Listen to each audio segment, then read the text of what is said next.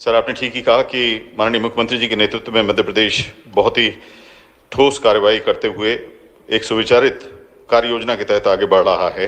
और हम सभी जानते हैं कि योजना का नाम है प्रधानमंत्री कुसुम योजना, जिसके तहत ये सब हम कर रहे हैं।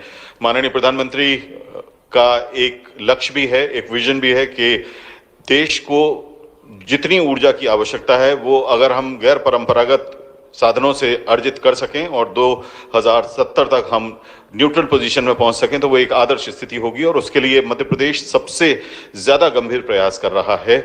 मध्य प्रदेश में क्या हो रहा है और क्या मध्य प्रदेश का विजन है, इसके साथ बहुत आदर के साथ अब हम आमंत्रित कर रहे हैं आज के कार्यक्रम के मुख्य अतिथि मध्य प्रदेश के यशस्वी मुख्यमंत्री डॉक्टर मोहन यादव जी को।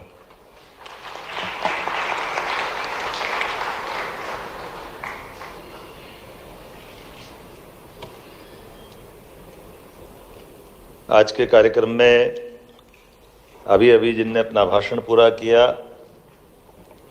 हमारे माननीय मंत्री प्रद्युम्न सिंह तोमर जी, इस अवसर पर नवकरणीय ऊर्जा मंत्री माननीय राकेश शुक्ला जी,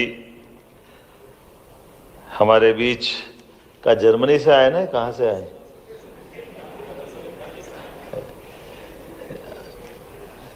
मैं तो ये सोच के ही आनंद में डूबा हुआ हूँ, हमारा मध्य प्रदेश कहाँ से कहाँ जा रहा है। वैसे तो मध्य प्रदेश के लोग कम होशियार नहीं है, लेकिन अभी कमी पड़ी तो जर्मनी से भी बुला लिया है।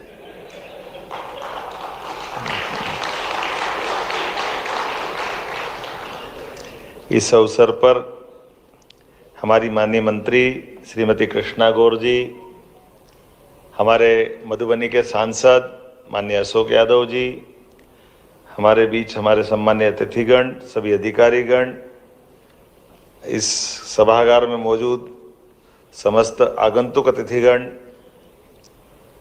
पत्रकार साथियों, भाइयों बहनों और सोलर परिवार के भावी माननीय सभी सदस्यगण, यहाँ अभी सूर्य देवता की 7 घोड़ों की सवार वाले रथ के साथ प्रतिमाएं भेंट की गई है।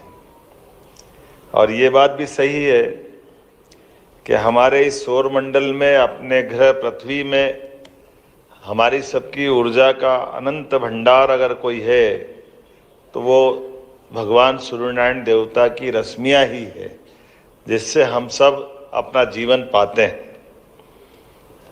और इस सौर मंडल के ग्रह में बैठे हुए भगवान सूर्य, हमारी संस्कृति भी अद्भुत है, सनातन संस्कृति भी अद्भुत है।